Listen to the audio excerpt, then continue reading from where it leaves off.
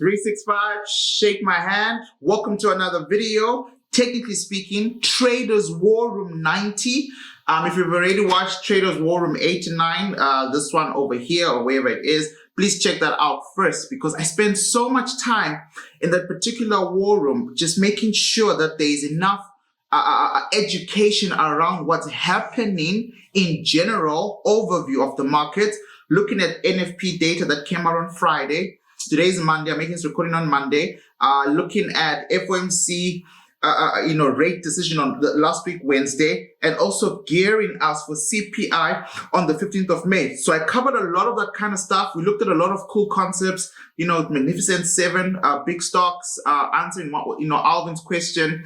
And then I just kind of really worked on sentiment, right? So please watch War Room 89 first. And then in War Room 89, I covered several assets, to be specific: Pound USD, DXY, USD Swiss franc, USD JPY, USD CAD, AUD USD, AUD NZD, AUD Swiss franc, AUD JPY, CAD Swiss franc, CAD JPY, and Swiss franc JPY. But then I ran out of time and I felt like that video was now just too long. So this is part 2, technically War Room 90, where I'll be looking at the last 11 assets that I didn't get to look at yesterday, Sunday, right? So you really kind of have to watch these videos, together, but I prefer you start with War Room 89, right? So that you just get this, the economic context behind everything. In today's video, I'm going to look at EURAUD immediately right now, EURUSD, EURCAD, NZDUSD, the S&P 500, NASDAQ 100, JPN 225, the US 30, and then we're going to end with gold. Shake my hand one more time. My name is Leroy James Maisiri. I am the head trader of 365 Trading Academy. If you ever want to join us, if you ever want to understand what's going on in the market in a very structured way, there's a link down below with our full lifetime course. Incredible step-by-step lectures on how to move from analyzing price from a higher time frame to executing trades, to holding your trades, to swing trading. All that good stuff is in there, to risk assessment, risk allowance, multiple time frame analysis. In module 2, I give you guys my trader's edge. Okay, please take that seriously. And that's actually for people who really want to build on the skill set, okay? But yeah, let's get started. Shake my hand one more time, right? So in front of you is how we start, or how we should start. And I do this in as many videos as possible because I know a lot of you don't do it for yourselves in the morning, right? That's and you gotta work on that. Trading is 80% psychological, so you have to prime your mind to become what you are not right now, but what you want to be in the future. So if you're brave enough, say it out loud with me. Number 1, as a trader, remember, good things do not take time, right? It's a very simple concept. Don't believe that things have to take forever. You have to go through so much hardship forever for things to happen. If you stay grounded and grateful and focused on your everyday small wins, you will start to realize that good things don't take time. Number 2, every day, in every way, I'm getting better and better as a trader. You just been here, you're getting better. You watching this video, you're getting better. You're going to apply 1 or 2 things that you learned from one of my videos. You are getting better. Reaffirm that in yourself. Your subconscious needs to know that you're getting better for it to start doing better, okay? Honestly, I could do a whole thing around trading psychology, and I will. I promise you I will this year. But for now, just trust me. You lose nothing by repeating these 3 big affirmations 5 times in the morning, 5 times in the afternoon, and 5 times before you go to sleep. I mean, I'm not even talking about complicated, traders affirmations like these, right? I'm talking about just these 3 basic statements. The last one, what I'm seeking is also seeking me. Most of you are seeking to be consistently profitable. Number 1, most of you are seeking to be full-time traders, so to live off your trades, which requires you to be really good, really consistent in bringing in that money. Number 2, so if that's what you're seeking, start to believe that that is also looking for you, that lifestyle is looking for you. All right. If you can work on this while I work on the charts with you, let's see what happens by the time this year comes to an end. I do things around years, 365 days. So it's a process, and you get however much you put in the ground, right? Whatever you sow, you reap. So let's put in the work, right? So without further ado, straight to the charts. I want to look at EURAUD. I want to look at EURAUD, and I really hope I am sharing the right screens at the right time. There's always a little bit of drama with that as I warm back into teaching. You have to remember, I haven't been in front of a camera in over a year. So yeah, I'm going to make a few mistakes along the way. I ask and pray for grace.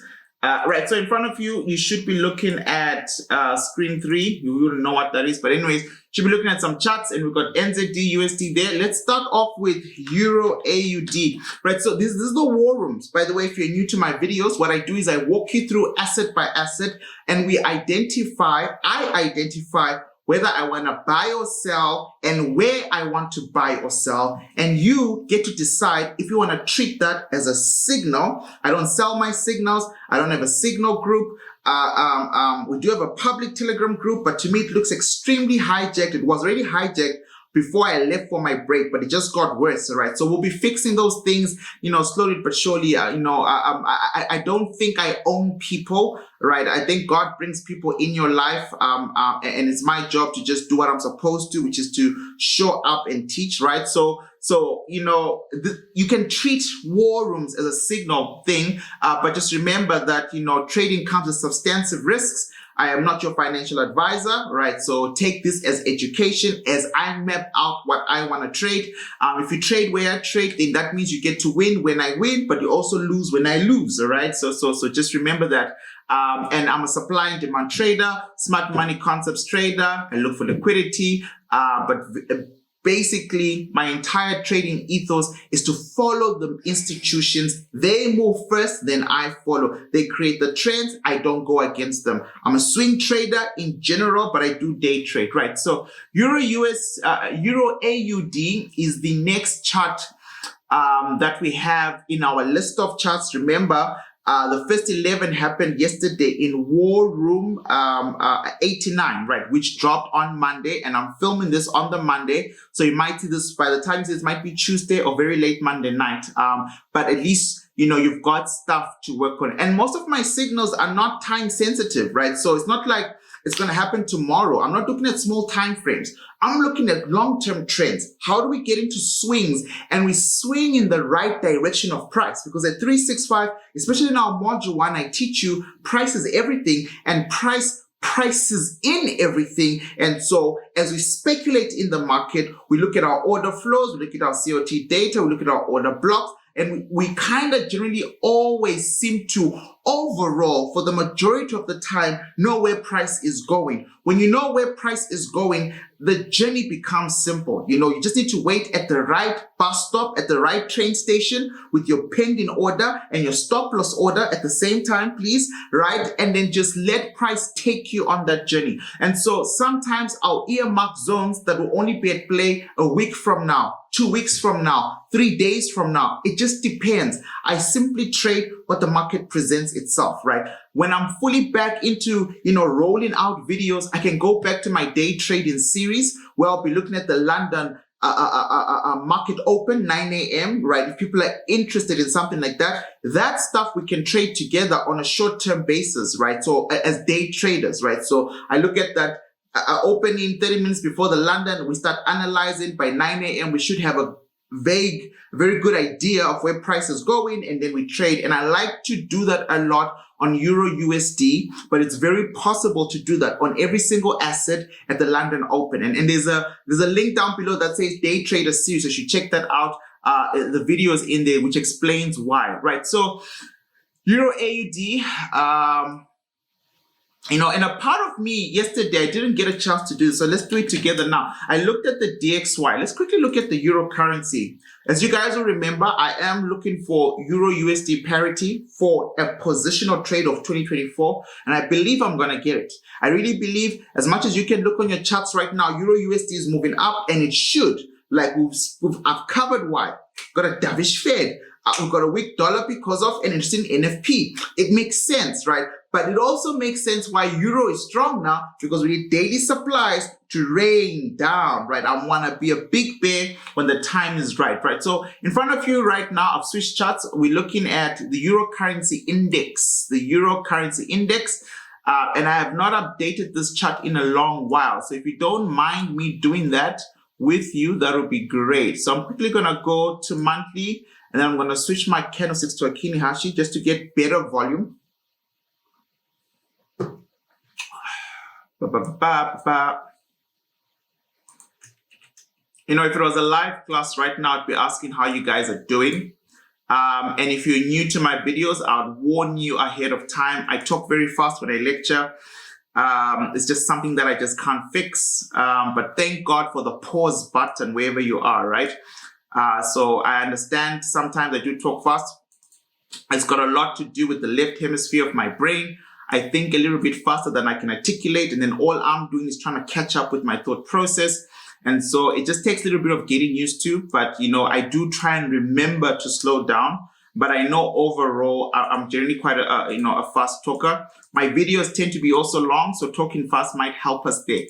Right, so I've tried to clean up the chart a little bit. We've got the euro currency index with us here, all right? And you can see, you know, we're looking at this turn, major turning points, so to speak, right? And those of you know what that means. If you've hit the link down below, you'll know this is quite significant. This is in 2022, right? And markets rallied all the way to a very significant supply in 2023, right? So almost a year later, from like July 2022, that's when we start to get the turn, right? July 2022, June, July, right? A big turn. And then all of a sudden, in July 2023, we get a turn again. A coincidence that, you know, banks think in 3 months, take profit in 1 year, in a 10-year plan. Nothing is coincidental in the markets, right? So you look at how banks trade. They hold their positions. They secure money. And then when it's now time to take profits, hello, 3 months, 1 year, 10-year, 1 year profit target, they start to do that, right? So price has been pulled down a bit. And as it's been pulled down, it created a few minor governing supplies, right? So let me just remove all of that. Got a little bit amped up there. I just love it when our trading strategy is always constantly at play and always at like a show and case, proving itself, you know, worthy. I always tell people I'll abandon supply and demand the day back testing proves me wrong, right? As far as I know, this thing has been working for hundreds and hundreds of years, long before financial markets. Supply and demand is just an economic concept, by the way, that human beings participate in. Remember, you're looking at candlesticks, you're looking at human behavior. And if you recall, we are creatures of habit, human beings.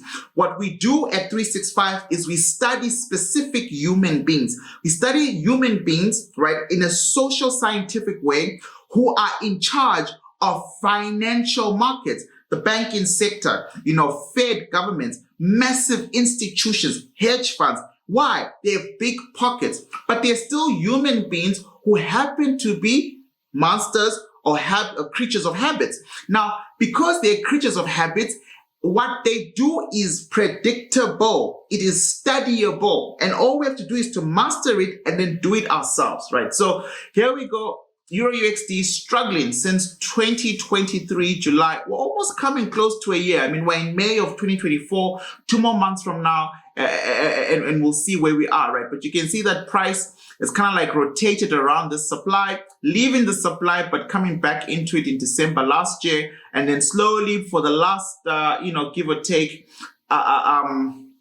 4 to 5 months of the year 2024, price has been dropping. And I'm bringing this up because remember, my biggest trade of 2024 trade idea is Euro USD parity. And so far, you know, I'm very interested to see how price is going to play at this level. But looking at the Euro index, you know, I can also then start to think about Euro AUD, Euro GBP, Euro JPY, etc., right? And kind of like start to map out how price is going on a 1 year time frame, just to see a bigger scale of things. We see the very big FOMC back when I was still with you guys that set the scene, right? This is after COVID, where the dollar was extremely strengthened, right? We can see euro fell terribly. Each candlestick here represents 1 year. And you can see overall, this is a sell profile asset. So we're generally not expecting much. We're generally expecting a Talitha area. Overall, this is like a 10-year trend. I'm talking 10 years. This is a 1 year chart, so it's a 10-year trend.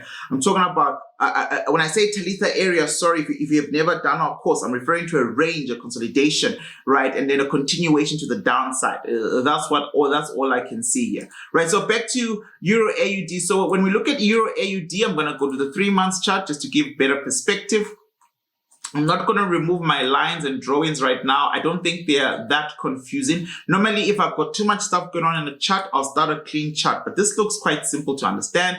We've got a 3 month supply, long wick, small body from the monthly, not from the 3 months. And price has been ranging. This is a 3 months chart. That means every single candlestick represents a financial quarter. A financial quarter is 3 months. So we're talking, price has been ranging since April 2023. Price has been ranging for a year.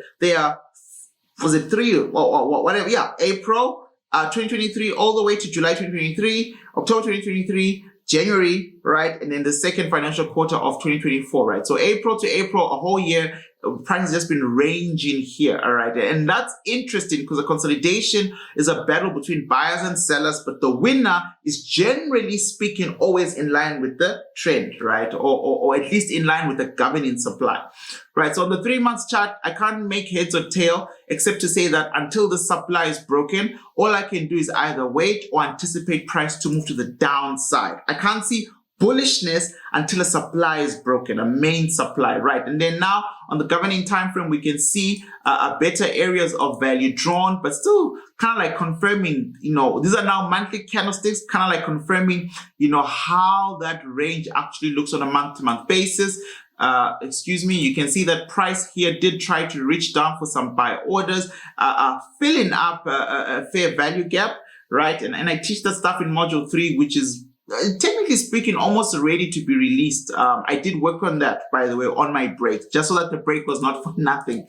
That's finally, I'm very happy with that stuff. So when I get the edited versions of those videos, I'm going to start to upload them, right? So we've got a consolidation, we've got some bullish engulfing, we've got a fair value gap, we're going to explode to the upside on the wrong side of an upward trend. Wrong side, remember, trend line was going up, and it was broken, and then price failed to break back, right? So, you know, for the most part, even on a governing perspective, price still has more bearishness into it than bullishness, which tells me immediately, because I listen to my governor, I'm not a buyer on this chart right now. I'm much more of a seller, or rather, in the scale of probabilities, I would make more money selling than buying, because most likely I would not be going against the grain. On the weekly time frame, we can see that price is navigating a weekly fair value gap with a strong demand at the bottom there, which doesn't interest me. What interests me is what happened 2 weeks ago, right? And we are not in it.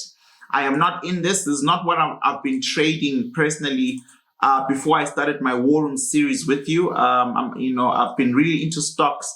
So I'll be coming back into this stuff with you now that we're doing War Rooms again. But clearly our entry was, 29 April. And this is something to remember. Swing traders you can never ever waste a weekend as a trader.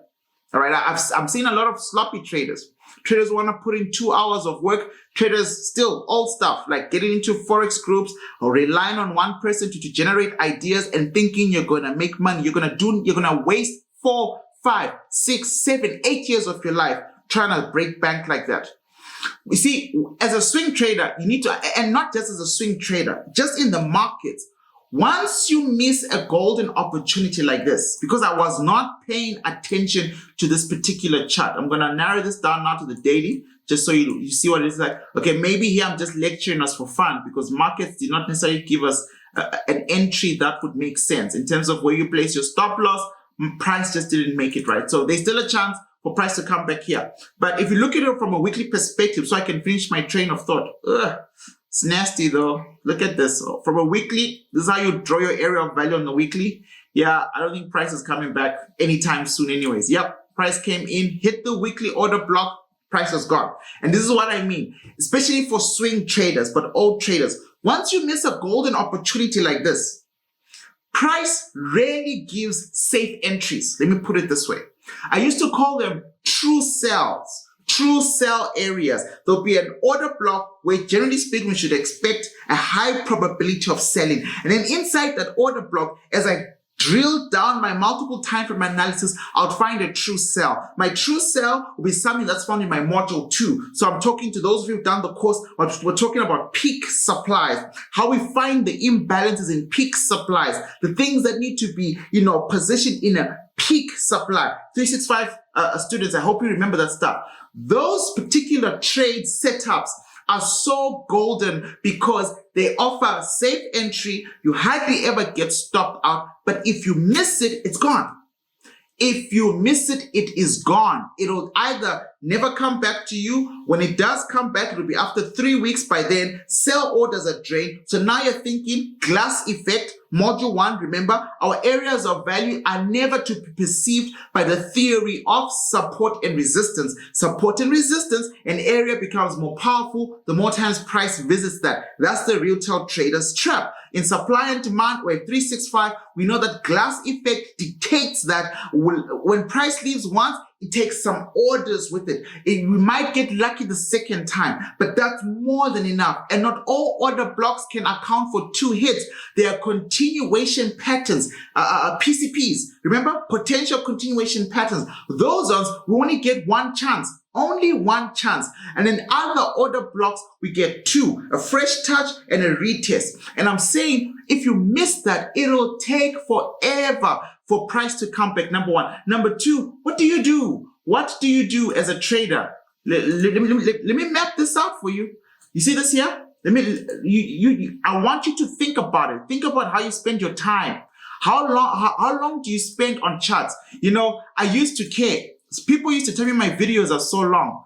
Like that was supposed, like I was doing that for me, War rooms are me trading and preparing for the trading week for myself with the camera on, right? I'm doing it for you. It takes me 8 hours. Normally, back then anyways, when I was really starting to get supply and demand, I was in my home office for 8 hours. 8 hours, looking at every single chart, right? You guys want this chicken noodle stuff. Now, what are you going to do as a trader if markets don't come back into this, which is very realistic, by the way, which happens a lot, by the way, and markets continue down and they make contact to a weekly demand? You're waiting to sell here, but money has changed hands. The trend has changed. Institutional flow has changed. How many COT data points have happened since where price is on a weekly time frame? We're talking about 3, 4, 5 weeks for price to get down here, 1 month, basically, right? Now, imagine the buy orders that will come from this level if the overall trend is to go up, right? So now you're waiting to sell again because you missed the first sell a month ago, but now that you don't know, you're going to know that this order block won't work when your stop loss is hit. Before that moment, before you lose money, you don't know. I'm taking too long on one chart, but I'm hoping I'm helping you. Remember, power of one. I'm hoping there's one person who's really taking this in. You don't have time to waste. You got 52 weeks in a year, all right, which roughly places you with 52 weekends, all right? Stuff's going to happen in your life. You're going to get sick. We've got 2 kids. If one of them has flu, I'm gone for like 10 days of my life, wasted, completely sick out of my mind, right? So out of 52 weeks, let's take about, 5, 6, 7, 10 weeks for funerals, family drama, feeling low, too tired, too sick. That boils it down to 42 weeks. Every single week is not a trading opportunity. Sometimes markets consolidate. Sometimes you missed an entry. Sometimes the trend is moving. Sometimes the FOMC comes and switches things up, right? So out of 42 trading weeks, there are multiple public holidays. You're left with 30 weeks in the year. 30 weeks in the year. Now do the maths. 4 divided by 30 is 7 remainder something. That's 7 months. You have 7 months in a year already for someone who has to work every single weekend, minus your whole personal life. Never miss this time. Those of you who are waiting for me to come back, I hope you didn't just get paralyzed and just sit in your rooms waiting for me. Remember, me and you work on a relationship of transparency and honesty simply to get better and better. If you are simply paralyzed and you're just waiting for me, you did a bad job, but I also did a bad job as a mentor, right? It means you're still not yet equipped enough, because you should keep tabs on your charts on a week-to-week basis. All right, so some of you might not like this video because I'm lecturing you. I'll move on. But I hope you get the point, my brothers and sisters. If you miss an opportunity in the markets, a safe opportunity, a clean opportunity, a simple module one setup like this, simply because you're not paying attention to the charts, you are in trouble, right? So we can see here on the daily time frame, we had a break here, right? And markets simply swept low. When markets came back, we were looking for something, and we can put a line here, right, to show us the power of multiple time frame analysis. And you can see, right, beautiful, beautiful, beautiful, beautiful. Markets come back. We've got a bullish engulfing, a bullish one at the top that bounces off this area, right? This demand is broken inside a supply. Remember, seller zone. If you go to my module 2, what did I teach you about? The supply and demand curve, right? So you know that in this curve on the 4-hour, which means you draw your curve on the daily. If you don't know what I'm talking about, link is down below. There's 66 hours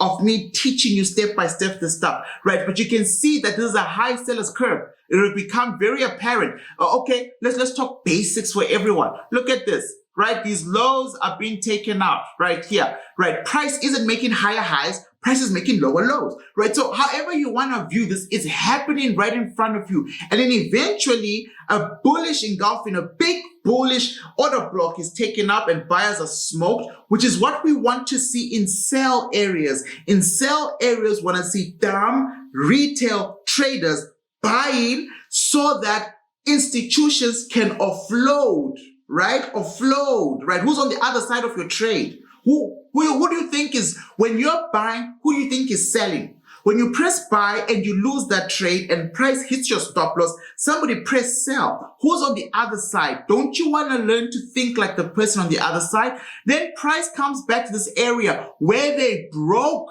the buyer's confidence, okay? And what do, Leroy? Well, they basically create what we've been telling people to look out for, right? So I'm going to do this in 2 ways. Number one, I'm going to draw a line just right above our order block, right? You see this order block there? I'm talking about the bullish order block that had no right to be there. And the only person buying in this area just doesn't know what they're doing. So they break this bullish order block. Naturally, we're in a supply, and then price comes to retest it, and then they create a clean imbalance, which price comes to reverse on, and then we go down. And the same story happens 10, 15, 4, 55 times, 100 times, depending on which time frame we keep going down on, all right? So this is literally a continuation of what kept happening, and EURUSD. So when I say be careful that you might never get an opportunity like this again, is because as price keeps dropping, you then start to get these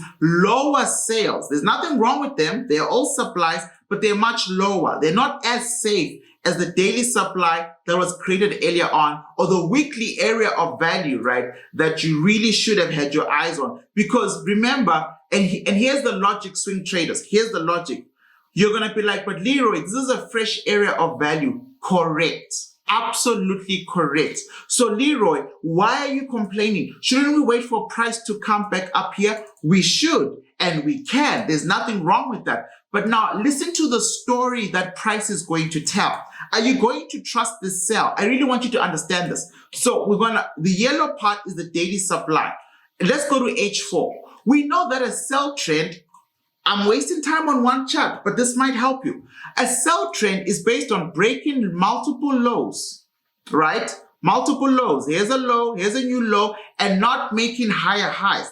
That's basically the mechanism of a sell trend. Now we know this yellow zone is a daily supply area, which we both believe is fresh. And we can even be stricter and go, this is how we draw zones in module 1. All right. I'm trying to make sure I don't expose myself a lot. And you are right. And you could make a lot of money. The risk to reward ratio is beautiful. But here's the story you need to tell yourself as well. I'm going to drop all the way down to H2 so you see it. So this is where you want to sell in the yellow, and I'm just going to draw these zones that were taken out. You see this? A low was taken out here because we're going lower. Another low was taken out here because we're going lower. And then another low was taken, and when I say taken out, we're talking liquidity, right? All these swings we created and we're going lower. Now, what do you want to do? You want to sell up here because you were lazy, or you missed it, or you're just not paying attention, or you're looking at other charts. Whatever the answer is, it doesn't matter. Now, you trust this sell up there, which is good, but remember, for price to come up there, price has to tell a different story. All of a sudden, we have to start respecting lows.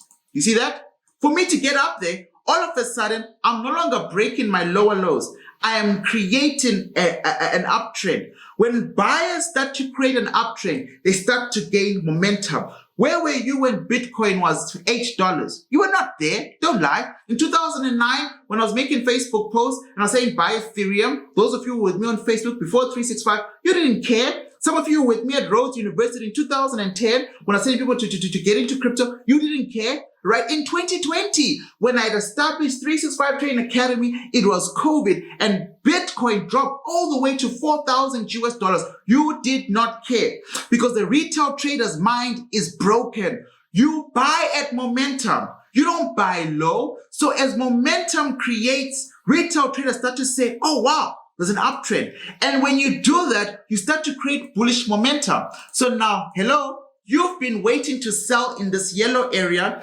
and all price has been doing to get to where you've been waiting is respecting lows. Number one, creating higher highs. Number two, lowering more buyers into the market to create a strong bullish trend. And now it is you versus half the selling weight that was there originally in the first drop against bullish momentum. I would not be surprised if you got stopped out. I wouldn't. I would not be surprised that by the time price gets to here, it hits this area 3 times. So you'll see them go consolidate, create liquidity above, and then sweep it. We call that glass effect. But if you want to get technical in module 3, I'll teach you liquidity and all that stuff. Some of you want that stuff. You simply need to trade rules, but yeah, I'll teach it to you, right? This area gets swept. All of a sudden, this area, by the time your sell is activated, this area is weak because you missed the opportunity to be disciplined enough to look at your charts all the time. I care about you. Shake my hand, shake my hand. This is literally tough love, but this is how it is. So then we miss opportunities and then we squander our capital because we're going to start chasing silly trading opportunities because we're FOMO. We're just sitting on capital that we're not using. So we might as well join this group and do this and do that. Anyways, let's move on. Right. So yes, I, including yourself, if you're with me, was not in the original sell-off on EURAUD. I explained why. I've been busy with stocks. And it's our job as traders to routinely check all assets out. It really is. I'm going to leave it like this, but if Akini Hashi tells me to draw my area bigger, I will do just that, right? So Akini Hashi is telling me to do something like this, so I'm going to leave it like that for now. Once again, this is still a very valid sell place.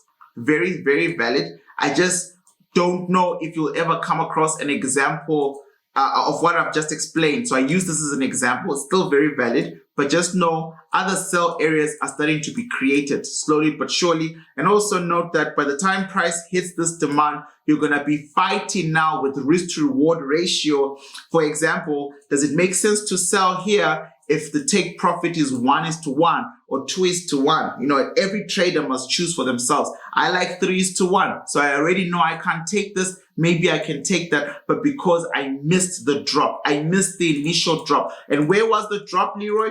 The drop was in the linking of higher time frame analysis when price first rallied to the first order block, the one in charge, right? The immediate area of value in control. That's what I say in my module 1. When I'm teaching you this stuff, I always say, do not forget to look for the immediate area of value. 365 traders, my students, you know for a fact, the moment a bearish engulfing pattern is present, which you would have seen on Friday last week, because it's a weekly chart, right? So price will stop on Fridays, and this would have been fully formed by Friday. You know that generally speaking, we want to see a retest. You should have had sell orders here. You really should have. Simple. As a swing trader, should have calculated the pips, put in 0.5, 5% of whatever your count is, and then let it swing. Let it work for you, and then hold it until you can cash in. Simple. Keep trading simple. You can only do that after you've mastered the complicated rules. That's the irony, right? So Euro AUD, I think, I'm done. Let's move on so that this video is not as long as War Room 89, right? So everything that I've just said applies to every single chart I'm about to show you. Euro USD, my favorite chart.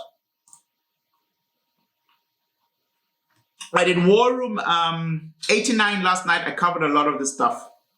All right, I explained what's going on. I used NFP. I showed you how come ADP was positive, but then Euro USD still was bullish instead of being bearish. That's a signal to know that Friday, scam alert, right? The data is not going to be what we think it is.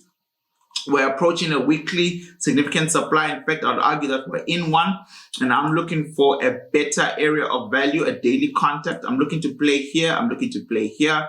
I honestly, I'm willing to be stopped out a little bit, just, clean disclaimer, because all I want to do is to not miss the full swing. So when we start to drop, I want to make sure I've risked appropriately, all right, for the big drop, and it's Euro USD parity. So I'm looking at a weekly demand, 1:1, right? But the story right now doesn't make sense.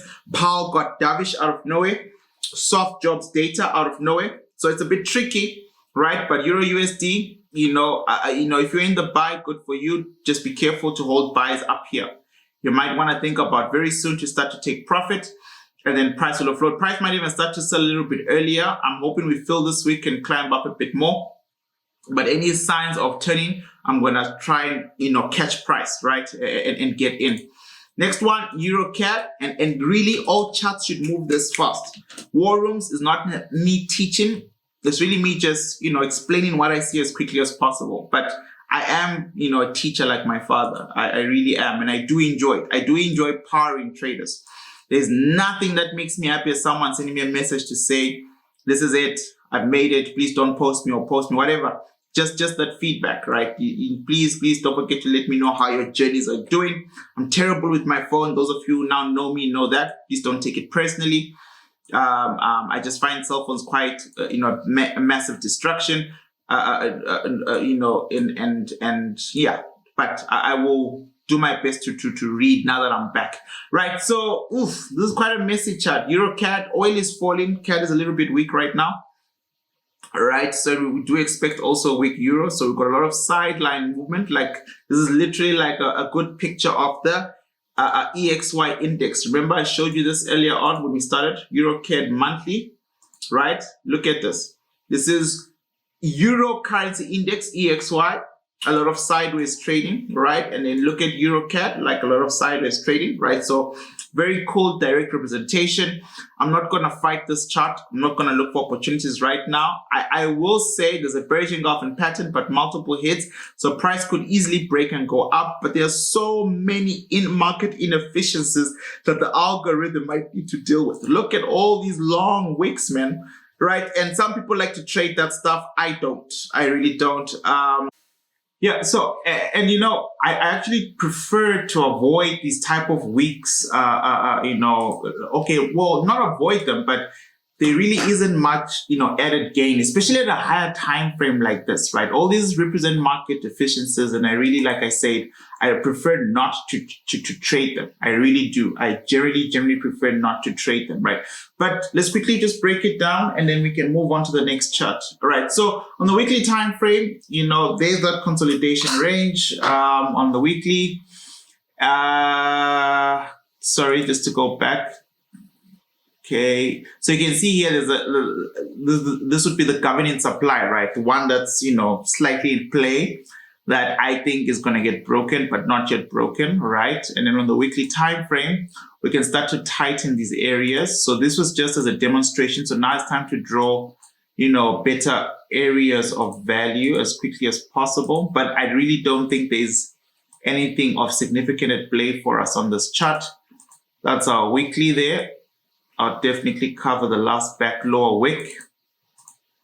Price comes in, area of competition a bit stiff, price goes out. But if you check Kinhashi, generally speaking, there's a longer wick up there that would have covered the touch in here, right? Right, this doji reversal candle, right, would have list basing.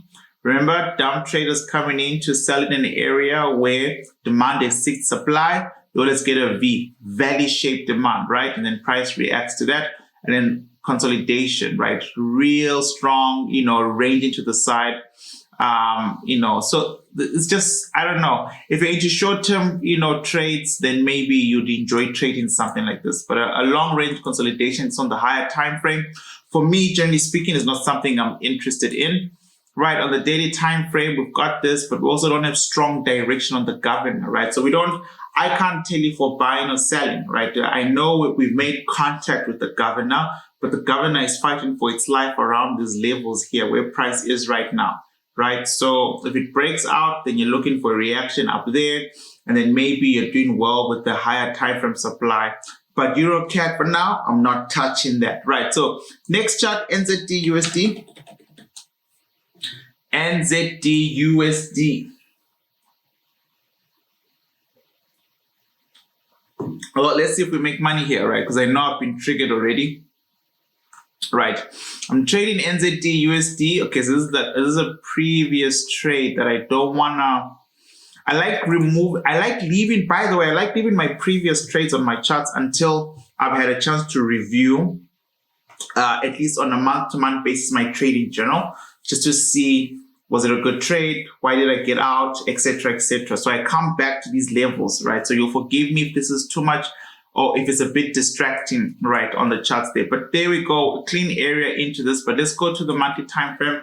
NZDUSD, I'm really playing it the same way I would play AUDUSD, where about 3 or 4 weeks ago, I was in a buy, got out of the buy, and now I'm looking for them to dump.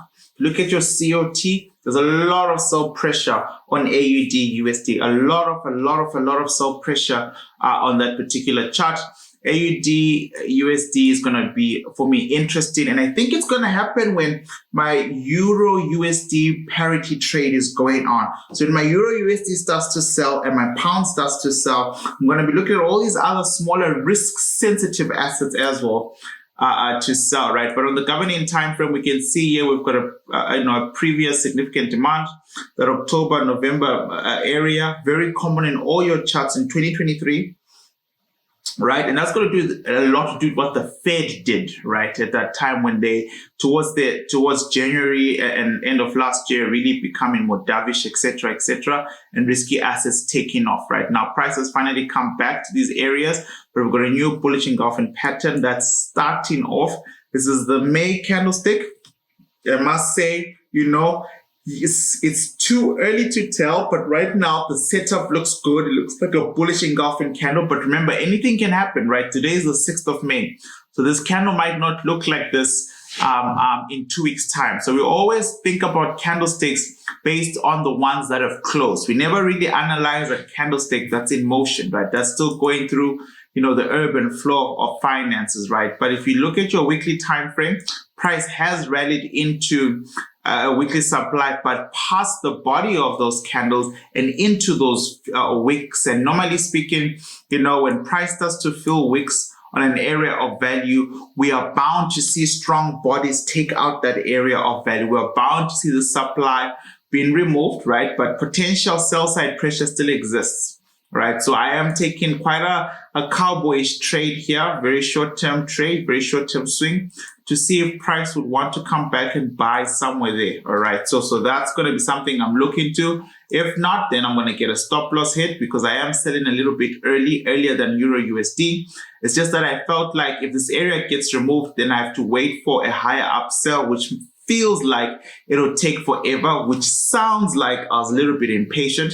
But generally speaking, if there's a valid supply or demand, according to my trader's edge, I just mark it, put a pin in order, and I move on. I trade in clusters. So there's never a time where my entire life is hanging on the balance of one trade, right? I trade in clusters of about 20, especially 20 good swings, and I look to see if I've got 15 out of 20 wins. If I do, I keep pushing forward. Everything is good, right? As long as I've got that 70 to 80% win rate, I'm a very, very happy guy, right? So we'll see what happens here.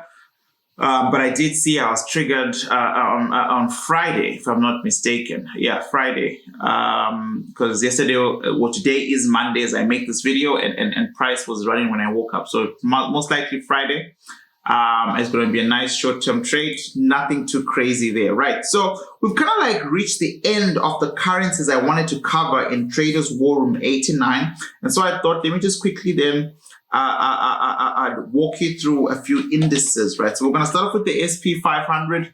Then, like I said, we're going to look at the NASDAQ 100, and we're going to look at the Nikkei 225 or the Japanese 225. And then we're going to look at US 30. And then we're going to end this war room with some gold, okay? Perfect opportunity while I look for this chart for you to like the video. If it's helped you, if you want to leave me a comment, I'm very good on YouTube at least in responding to comments. I'll definitely have a talk with you there.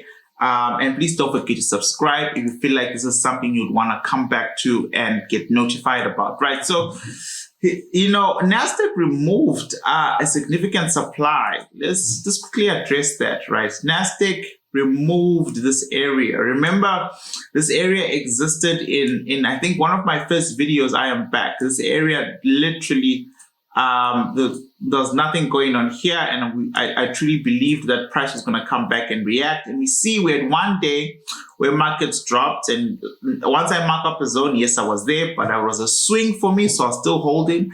Then markets came back in, I was still holding, waited for the big drop, but I got out here. And this is something you need to know, because remember, we meet once a week or whatever. Why would I get out here? Well, because it's clear now what's going on, right? It's clear now. Markets created a bullish engulfing pattern on the daily time frame. There is a bearish engulfing pattern. The obvious take profit is here because I don't know until I see it for myself that price is going to break an area of value. But that being said, we now have accumulation, right? Which was this range, which I explained and spent so much time talking about.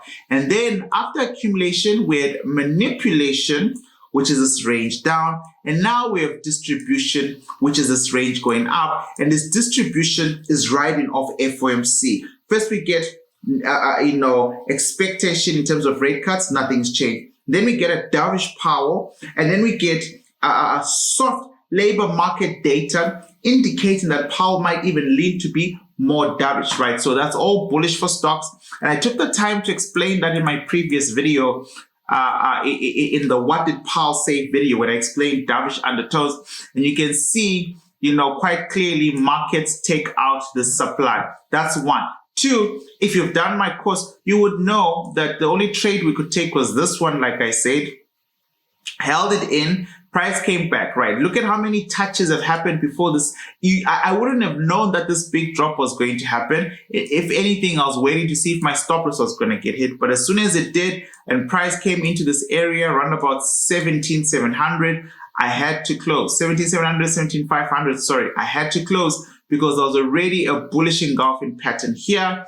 And this happened all literally 24. And then on the 30th, just before FOMC talk, I was out, and the next day, Jerome Powell starts his own bullish cycle, right? So unfortunately or fortunately, I'm not in NASDAQ, and I didn't make any significant amount of money that I wanted to make had this sell, held. But because of the change in market sentiment, I now understand why. Accumulation during the range, manipulation to drop down, and then distribution now that FOMC is done. I'm wondering how long this will last. I was very clear in my previous video as well that we're really thinking about 15 May. We're looking to see what's going to happen on the 15th of May when CPI data comes out. CPI data is going to be the main determining sentiment indicator, sentiment driver for markets. So please pay attention to that. And I did say that I would be coming back to all these charts that have nothing, no move in around about the 10th in the next 4 days. So basically, let this week play out. On the coming war room, the next coming weekend, and I can tell you the date, essentially, right, is what I'm saying. The type of analysis I'll be doing in War Room 91, the very next one this coming weekend, because Friday is the 10th. So the 11th and the 12th of May, which is Saturday and Sunday, I will be really focused on looking at what my structure is telling me and how my structure and how money has moved in the face of inflation data. Because you generally can predict the outcome of data based on the positionality of charts most of the time, right? And that's literally how Powell is playing this game, even though he's the one shaping the structure, right? He's shaping the structure, right? So this was taken out. And it's important to come back to NZDUSD because one of these indices move first. I always try and teach about that. There's a primary mover and the rest follow between NZDUSD, S&P 500 and US 30, right? So we've got a supply here, which was taken out. You can see this is when Powell comes in. Powell comes in, takes this whole thing out to the upside. But before all of that, NZDUSD is the only index that had a supply here to begin with, right? S&P 500 didn't have. So what happened is S&P 500 fell after, its own upward accumulation and then a little bit of sideways trading here. Markets came into an area of value, bought up, no supply on the S&P 500, supply on the NZDUSD, right? Bullish engulfing pattern, bullish engulfing pattern. This pattern here, bearish engulfing pattern, exists in both, but not on S&P 500. Doesn't even exist on S&P 500 when you go Akinihashi. Let's quickly check the NZDUSD daily, Akinihashi. We're not going to find it, right? You see, we're not going to find the momentum. This is why I like to switch to candles, because if you get the perfect correlation of your order blocks, then you know you're safe, right? So S&P 500 doesn't even have an area here. Instead, buy, and then comes down. And then this is Jerome Powell on the 1st of May, FOMC meeting, pushing price all the way up. So we've cleared the NZDUSD supply level, all right? If you were ever worried about that. And that's what I'm just trying to, make, plain and clear here, right? So then markets are pushing up to what seems to be another supply where price had spent a lot of time consolidating. And this is where we are, right? Well, based on everything I've been telling you guys, everything that I've taught so far, Fed is dovish. Dovish is good for stocks. Dovish is good for risk on assets. Valid supply in front of me. I just won't sell. I just can't, risk 5% or 1% of my account. The supply and demand mechanics generally work, but you have to be logical, right? It has to make sense. We've seen a failed supply work, so I'm going to sit and watch. I'm going to watch. This is going to be a big watching week for me. There are some few entries we can take on different assets, but a lot of the times, there's nothing I can do here, all right? There's nothing I can do here except to fine-tune every single buying area that has taken place. I'm not going to draw this one because it's already overused and prices coming there. Number one. Number two, I'm also going to acknowledge that the level 5,000 on the S&P 500 is now a cowboy area for any more future buys. That is to say, it's very risky to buy there again. We've got glass effect. We don't know how many buy orders are left in the particular area. It's a problem. So now all I can do is to start to speculate. Will price do this? Or, or will price do this? Right. And for me, if prices to do number two, I still need them to break this supply area. If you break the supply area and you come down there, I'm willing to buy at 5.1, right? But right now, for me personally, not much to do with the S&P 500. I know some of you are going to want me to go to a lower time frame. I won't. The lowest I'll go is H4 for now. The moment you don't have clarity in higher time frames, you're not going to find it in lower time frames, right? So just remember that. The moment you have clarity in higher time frames, you're not going to find it in lower times. You're going to find setups in lower time frames, but you're not going to find very good clear ones, right? So remember I said 5.1. I can see on the H4 there. That's interesting. I can see just above 5,000 as well. That's also very interesting, right? I can see that this area here feeds into this area, and then this area came back to feed into this area, and this area fed into this area, linked to this area. So I'm really thinking about something like this here and here, and obviously want to buy low.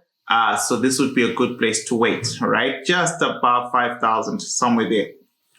That's my personal opinion. Otherwise, I'm just going to leave S&P 500 for now, right? So I have weeks like this, but there's nothing to trade for me because price is either ranging or has left me. The thing I was telling you guys about, right? This is the Nikkei 225 or Japan 225 or JPN 225. And I like this one a lot because generally speaking, it paints a clearer picture first, and then American indices follow next, right? So you can see there's absolutely nothing that's been slowing down price, JPN 225 compared to NASDAQ. Remember that at a daily supply. Instead, price has just been building its bullish structure slowly but surely, exploding up, and is about to encounter something very similar on the S&P 500 sideways consolidation supply, with at the end a bearish engulfing pattern. Price is really very close to that area and should be there by, say, Tuesday or Wednesday this week. If markets want to make contact, I will be watching JPN as an indicator, not as a potential trade setup. If we sell down here first on JPN, then I might look to see really what's going on American indices. But right now, it seems like the smart thing for me to do is to just watch, right? Just to watch these indices play out as we develop and set up structure for CPI, okay? CPI is really where I think a lot of the markets are going to wait for the data. You can imagine it's the first time in a long time they've had very confusing NFP data where the job list was about 63,000 jobs. Right? So it's a very big deal. Market confidence probably shook. Right, now let's look at the US 30.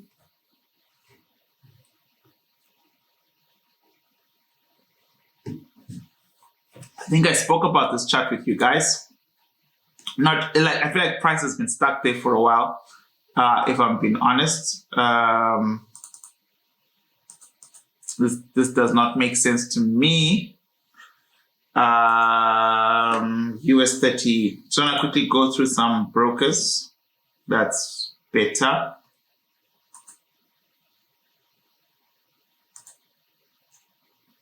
That sucks. Okay. This is the wrong chart. So let's come here.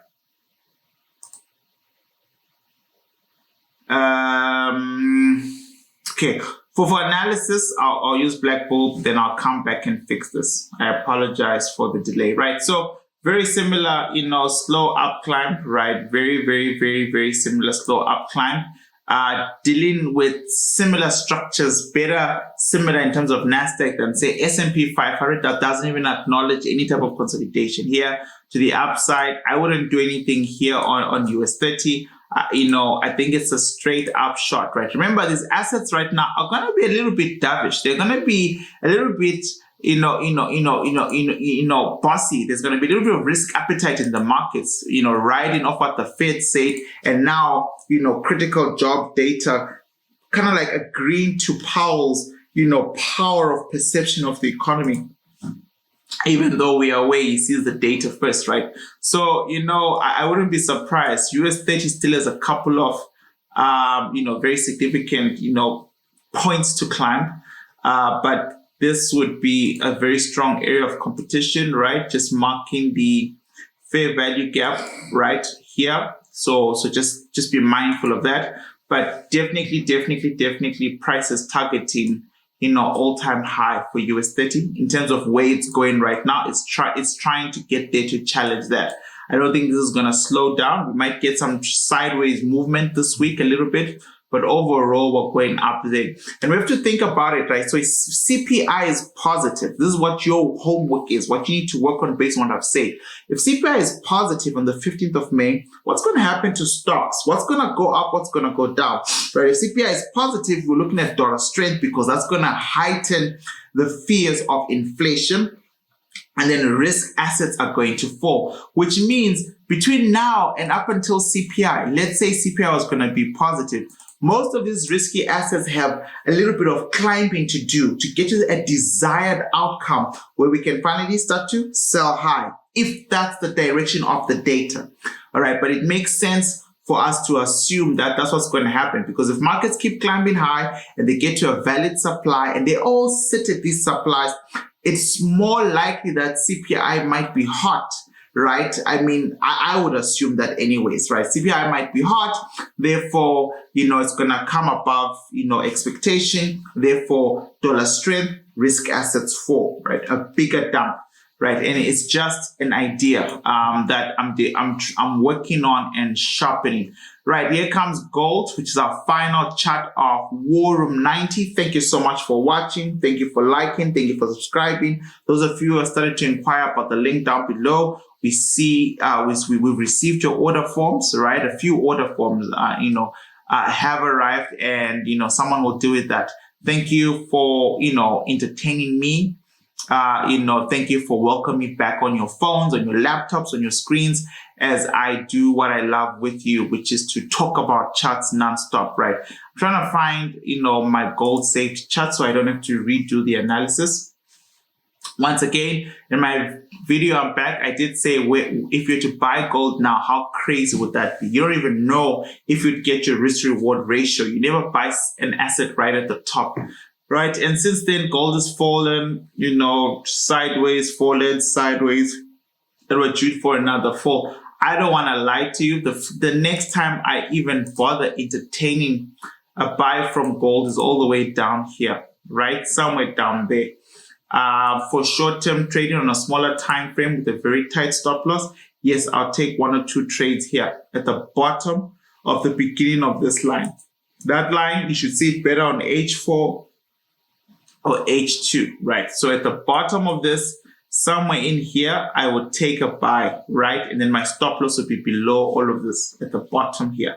If on that day, I'm feeling very risky, right? But right now, the real buy for me is a little bit lower. And so for gold, I'm also staying out and waiting for these opportunities to present themselves. I'm not going to bomb sell or rush into a sell as well. I'm just going to let it play out, right? Ladies and gentlemen, thank you so much for watching. Thank you so much for subscribing. I hope this helped you. Please don't forget, this is not all I do on this channel. I don't just show up and give you guys signals. I teach, I educate, and a lot of those type of videos will be rolling out soon as well. Until then, shake my hand. And have a fantastic week. Good luck with your trading. Look out for more content from me. 365. Peace.